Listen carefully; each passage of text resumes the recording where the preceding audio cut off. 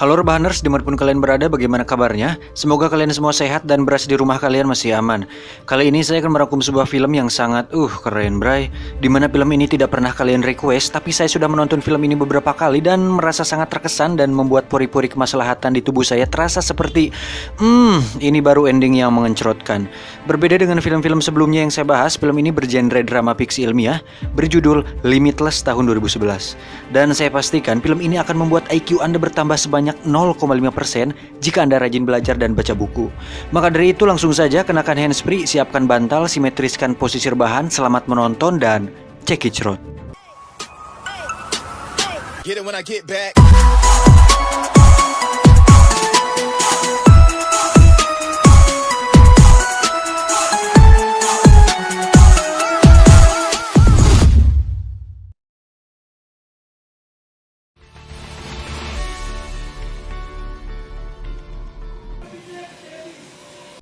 Film ini diawali dengan memperlihatkan seorang pria yang sedang berdiri di tepi gedung apartemen.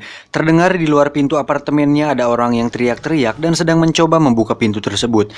Bisa diambil kesimpulan, pria ini sedang menghindari orang tersebut dengan menjatuhkan dirinya ke bawah gedung tinggi tersebut. Pertanyaannya, kenapa dia nekat melakukan itu? Mari kita ikuti alur kisahnya.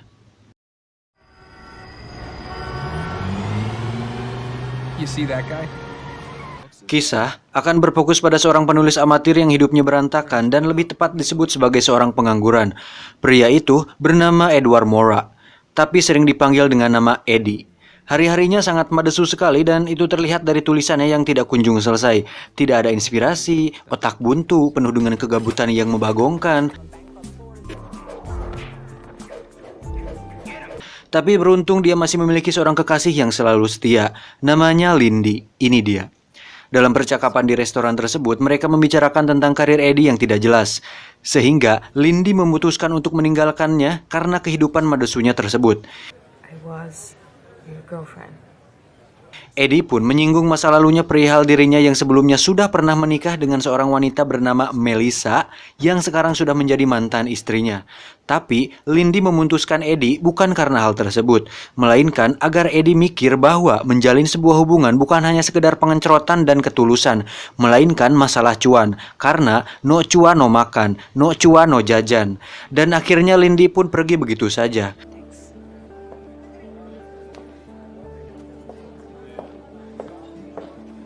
Eddie yang kini sebatang kara pun kembali pulang ke kontrakannya. Di tengah perjalanannya pulang, tak disangka dia bertemu dengan mantan kakak iparnya yang berarti saudara mantan istrinya Melissa. Namanya Vernon. Dulu dia dikenal sebagai seorang pengedar narkoba, namun sekarang katanya dia bekerja di salah satu perusahaan farmasi.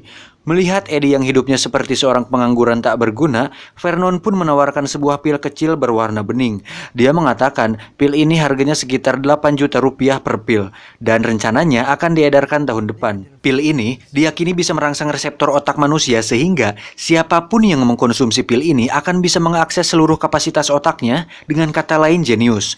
Oh no. You don't even know what it is.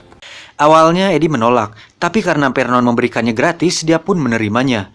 Di tengah perjalanannya pulang, Eddie pun memutuskan untuk menelan pilnya. Karena dia pikir, ya sudahlah kagok edan gratis ini, dan dia pun menelannya. Kemudian Eddie naik tangga menuju ke kamarnya. Tak disangka di sana sudah ada si teteh yang punya kontrakan, dan Eddie sudah beberapa bulan tidak bayar kontrakan. Terpaksa Eddie harus mendengarkan omelan teteh kontrakan tersebut meskipun pikirannya tidak di sana. Dia pun terlihat seperti mulai ngefly karena efek obat tersebut. Dan tiba-tiba, anjir di sini nih kerennya, pilnya mulai bekerja di otaknya dan wow, Eddie pun mulai melihat segala sesuatu lebih jernih, cerah dan jelas.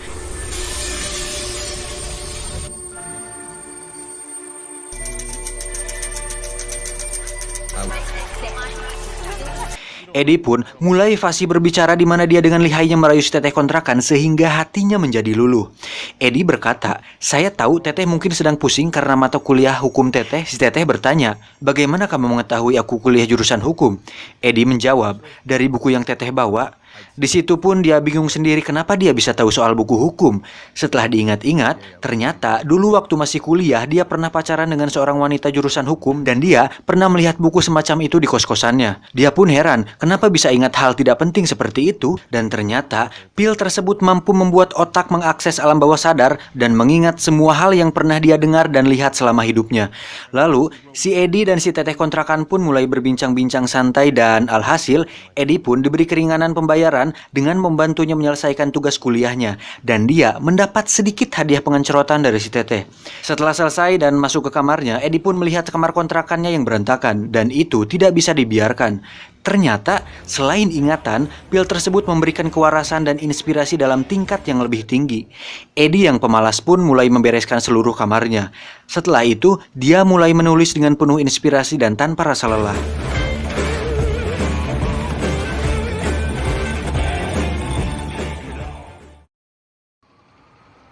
Into my brain. Esok harinya, dia sudah menyelesaikan tulisannya, dan penerbit pun menerimanya. Tidak lama setelah dia pulang, penerbitnya menelepon bahwa dia sangat amat terkesan dengan tulisannya. Dan ya, kita tahu apa yang akan terjadi selanjutnya. Eddie pergi ke tempat Vernon untuk mendapatkan pil kecil tersebut. Eddie pun mengutarakan tentang efek luar biasa setelah dia mengkonsumsi pil tersebut. Vernon menjawab bahwa pil itu akan bekerja secara maksimal jika orang yang memakainya pada dasarnya orang yang cerdas. Vernon mengatakan pil tersebut sebenarnya belum siap edar karena masih dalam tahap percobaan di laboratorium dikarenakan memiliki efek samping. Pil tersebut bernama NZT-48 atau NZT-48. Eddie pun sedikit terkejut. Tapi, karena khasiatnya yang luar biasa, Eddie tidak memperdulikannya. Sebelum memberikan pilnya, Vernon pun meminta tolong Eddie untuk mengambil pakaiannya di laundry dan membelikannya sarapan. Dalam hati Eddie, yowis lah nggak apa-apa, aku siap jadi pesuruhnya asalkan bisa mendapatkan pil itu dan kembali menjadi Eddie yang tercerahkan. Sure. Really be his errand boy. Saat kembali ke apartemennya Vernon, betapa kagetnya dia saat melihat apartemennya sudah berantakan dan menemukan Vernon sudah dalam keadaan luka dan tak bernyawa. Eddie yang panik kemudian menelpon polisi, lalu dia pun menunggu di sana. Di saat panik dan ketakutan, seketika dia sadar bahwa orang yang melakukan ini kepada Vernon pasti menginginkan sesuatu yang berharga, dan itu pasti pil tersebut. Dan pertanyaannya adalah, apakah mereka mendapatkannya? Dengan sedikit untung-untungan, Eddie kemudian mencari pil tersebut ke semua sudut yang mungkin tidak dijangkau. Dan akhirnya dia menemukan setumpuk uang, catatan, dan pil tersebut dalam jumlah yang cukup banyak. Tidak lama Inspektur Ladusing pun datang. Dan disinilah dia sekarang di kantor polisi. Eddie pun dimintai keterangan dan disuruh untuk menelepon adiknya Vernon yang tidak lain adalah Melissa, mantan istrinya. Karena dirasa Eddie kenal dekat dengan keluarga Vernon dan tidak ada bukti bahwa Eddie terlibat dengan kematian Vernon, Pak Ladusing pun mempersilahkan Eddie pulang. Di tengah perjalanannya pulang, Eddie pun merasa sedikit hariwang dan was-was ada orang yang mengikutinya. Tapi akhirnya dia bisa selamat sampai di kontrakannya. Kemudian dia menghitung uang yang didapatkannya dari Vernon, lalu meminum pil tersebut. Dan dari sinilah hidupnya akan segera berubah.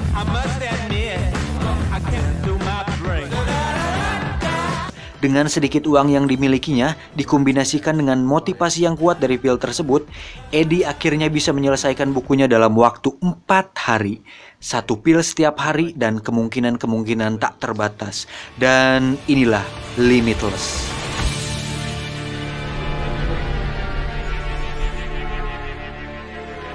Eddie pun langsung mahir memainkan piano dalam waktu 3 hari. Matematika yang dia pelajari waktu masih sekolah menjadi sangat berguna saat dia pakai untuk berjudi. Dan dia pun selalu menang. Olahraga pun menjadi menyenangkan, bahkan dia bisa mempelajari berbagai bahasa asing dalam waktu singkat. Dengan bahasa dan gaya bicara sempurna, Eddie berubah menjadi sosok pribadi yang menarik bagi siapapun. Bahkan, dia bisa mendiagnosa sebuah penyakit yang diderita tetangganya. Dan tiba-tiba, dia bisa mengetahui dan menguasai berbagai hal. Orang-orang kaya dan intelek pun bahkan mendengarkannya saat dia mulai berbicara. Segala sesuatu yang pernah dia baca, dengar, dan lihat selama hidupnya, semuanya menjadi tersusun rapi di otaknya. Alhasil, dalam waktu singkat, Eddie menjadi orang paling jenius. Pergaulannya pun mulai luas, hingga dia diajak liburan ke tempat-tempat mewah bersama teman-teman elitnya tersebut. Di suatu titik, dia pun sadar bahwa dia bisa menjadi seseorang yang lebih besar daripada hanya menjadi seorang penulis. Dengan pil ajaib yang dia miliki, Eddie mulai mempelajari trading atau jual beli di pasar saham, dan dengan modal $800 atau sekitar 11 juta rupiah, dia bisa menghasilkan uang 28 juta rupiah per hari. Wancir! Dengan modal segitu tentu masih kurang dan masih sangat lama untuk menjadi kaya. Akhirnya, Eddie memutuskan meminjam uang kepada seorang rentenir. Rentenir tersebut memperingatkan jika Eddie tidak bisa membayar tepat waktu, maka tanggung sendiri akibatnya. Singkat cerita, Eddie pun diajak oleh salah satu teman orang kayanya bernama Kevin untuk bergabung di perusahaan sahamnya.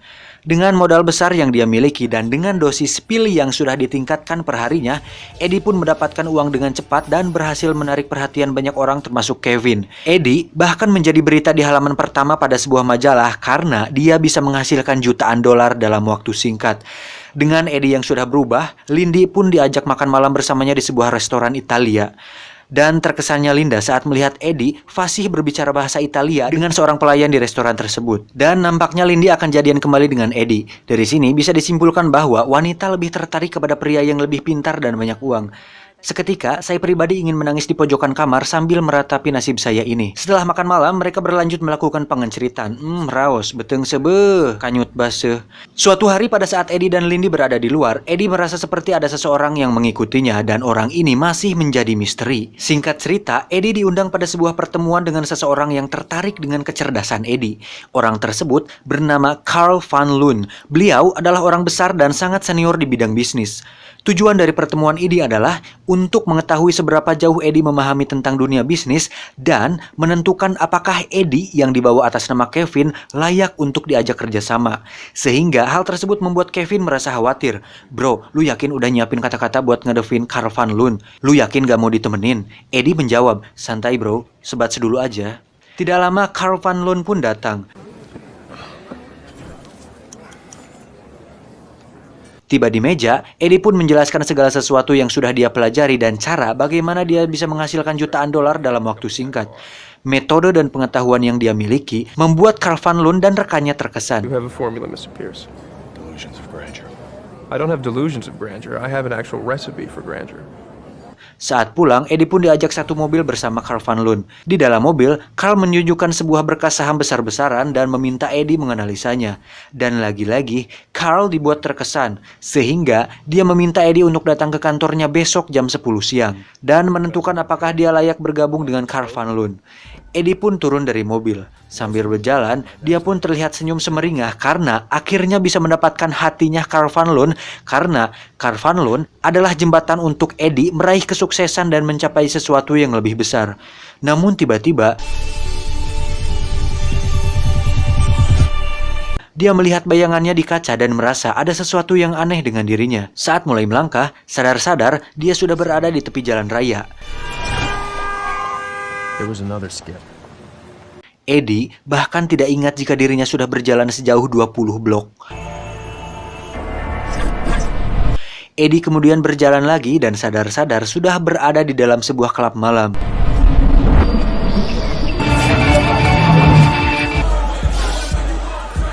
Setelah itu dia berjalan lagi dan bertemu dan mengobrol dengan banyak orang sampai-sampai sadar-sadar dia sudah bersama dengan seorang wanita di sebuah kamar hotel. Eddie sempat melihat seorang pria misterius yang mengikutinya tempo hari, namun lagi-lagi pria itu menghilang. Setelah enak-enak dengan wanita tak dikenal itu, Eddie kembali berjalan dan sadar-sadar sudah berada di stasiun kereta api. Di sana, dia tidak sengaja menyenggol sekelompok orang yang sudah siap mengeroyoknya. Don't know how to fight. Eddie yang tidak pernah belajar ilmu bela diri sedikit pun seketika mengingat secara detail setiap gerakan kungfu dan bela diri yang pernah dia tonton di televisi dan video di YouTube. Alhasil, dia pun berhasil mengalahkan orang-orang tersebut.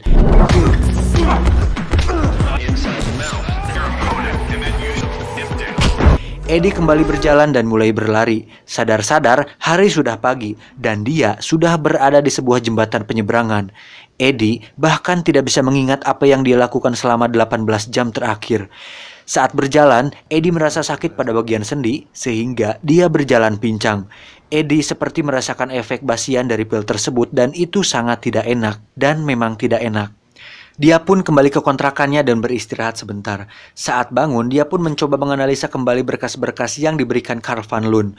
Menyadari efek samping yang dirasakannya tadi, Eddie mencoba untuk tidak memakai pil ajaib tersebut saat menganalisanya. Alhasil, Eddie kesulitan berpikir dan sangat mustahil baginya bisa menganalisa berkas-berkas tersebut tanpa memakai pil ajaib tersebut. Eddie kemudian menelpon Kevin untuk membatalkan pertemuannya dengan Karl Van Loon. Eddie, Slur, bisa batalin gak pertemuan hari ini dengan Karl Van Loon? Bilang aja gue lagi sakit. Kevin menjawab, bro, jangan bercanda lah. Jangan malu-maluin gue depan Karl Van Loon. Gue yang bawa lu. Nanti nama gue jadi jelek di depan dia. Berulah kades ya. Akhirnya, Eddie pun pergi bertemu Karl Van Loon tanpa memakai pil tersebut. Dan alhasil, Eddie terlihat linglung dan terbata-bata saat ditanya oleh Karl Van Loon. Di saat bersamaan, Eddie melihat berita di televisi yang memberitakan tentang seorang wanita yang ditemukan meninggal di sebuah hotel tadi malam. Dan wanita tersebut adalah perempuan yang melakukan pengenceritan bersama dirinya tadi malam. Eddie pun meminta izin sebentar untuk keluar karena mual dan dia pun muntah. Singkat cerita, Eddie kembali ke kontrakannya dengan wajah pucat dan lemas. Oke, sampai sini pasti Anda bertanya, apakah mungkin Eddie membunuh wanita tersebut? Atau mungkin ada orang lain yang melakukannya? Tapi siapa? Dan kenapa? Semuanya semakin rumit ditambah kondisi Eddie yang semakin melemah karena efek samping pil tersebut. Tiba-tiba ada telepon masuk. Ternyata itu Melissa, mantan istrinya. Dia mengatakan, Eddie, apakah Vernon memberikan sebuah pil kepadamu? Jika iya, berarti kamu dalam bahaya. Eddie kemudian mengajak Melissa untuk bertemu sore ini. Sembari menunggu sore, Eddie pun memutuskan untuk memeriksa catatan Vernon untuk mencari tahu siapa saja pelanggan Vernon yang sudah memakai pil tersebut. Dan Eddie pun menelepon satu persatu orang yang ada di catatan Vernon tersebut. Dan terkejutnya Eddie saat mengetahui jika 3 orang di antaranya sudah mati baru-baru ini. Dan 1 orang sedang berada di rumah sakit. Kemudian Eddie menelepon kembali nomor lain yang ada di catatan tersebut. Dan tak diduga, telepon tersebut tersambung ke seorang tepat berada di samping tempat duduk Eddie. Dan jika diperhatikan, orang tersebut mirip dengan pria misterius yang akhir-akhir ini mengikuti Eddie. Eddie pun secepatnya beranjak dari sana, tapi pria tersebut terus mengikutinya. Dan terjadilah kejar-kejaran antara pria tersebut dengan Eddie. Beruntung, Eddie bisa lolos dari pria tersebut. Dan akhirnya Eddie pun sampai di tempat pertemuannya dengan Melissa. Betapa terkejutnya Eddie saat melihat kondisi Melissa sekarang. Mereka pun berbincang di sana dan Eddie kembali dibuat terkejut saat Melissa mengatakan jika dirinya juga memakai pil tersebut 2 tahun yang lalu. Melissa mengatakan saat itu dia berhenti memakai pil tersebut karena mendengar kabar dari Vernon bahwa beberapa orang mati karena mengkonsumsi pil tersebut. Saat dia mulai berhenti minum pil tersebut, dia jatuh sakit. Dia merasakan sakit kepala, penurunan stamina, dan kesulitan berkonsentrasi lebih dari 10 menit. Melissa pun menyarankan agar Eddie berhenti memakai pil tersebut. Namun, Eddie dibuat dilema, karena jika dia berhenti sekarang, maka semua yang sudah dia capai saat ini akan lenyap begitu saja. Melissa pun pamit untuk pulang. Di tengah perjalanan, Eddie masih dibuat terkejut dengan apa yang akan dialaminya nanti. Dia kemudian mengambil pil ajaibnya dari saku untuk dia minum. Tapi tiba-tiba si rentenir datang untuk menagih uangnya kembali. Eddie yang sedang lemah pun tidak bisa berbuat apa-apa. Dia pun dihajar oleh si rentenir. Dan tidak sengaja melihat pil tersebut di tangan Eddie. Si rentenir pun mengambilnya. Dia bertanya, obat apa nih Jing? Eddie menjawab, bukan apa-apa bang, itu cuma bodrek buat sakit kepala saya. Rentenir, jangan ngawadul kamu, barang bagus nih kayaknya. Lalu si rentenir itu pun menelannya. Singkat cerita, Eddie pun mencairkan uangnya di bank untuk melunasi hutangnya kepada si rentenir. Dan saat itu pula, si rentenir sudah merasakan efek dari pil tersebut. Dia mengatakan, obat apaan anjing, enak banget, gila, cabut lu dari sini. Dengan badan sempoyongan, Eddie kemudian pergi ke kantor tempat Lindy bekerja. Di sana, Eddie mengatakan semuanya dengan jujur. Eddie meminta tolong kepada Lindy untuk mengambil sisa pil tersebut yang dia sembunyikan di balik kerang di rumahnya Lindy. Lindy pun mengambilnya. Tapi saat di perjalanannya kembali ke kantor, Lindy menelepon Eddie bahwa dirinya seperti diikuti oleh seseorang. Dan ternyata itu adalah si pria misterius tersebut. Dari sini terjadi adegan kejar-kejaran antara pria tersebut dengan Lindy. Lindy pun berhasil sembunyi di balik batu, namun dirinya terpojok. Kemudian dia menelepon kembali Eddie. Eddie lalu menyuruh Lindy untuk mengambil satu pil tersebut dan menelannya. Eddie mengatakan, pil tersebut akan berefek setelah 30 detik. Setelah itu, kamu akan menemukan jalan keluar dari sana. Lindy yang panik tidak punya pilihan lain selain menerima saran dari Eddie. Dia pun menelannya.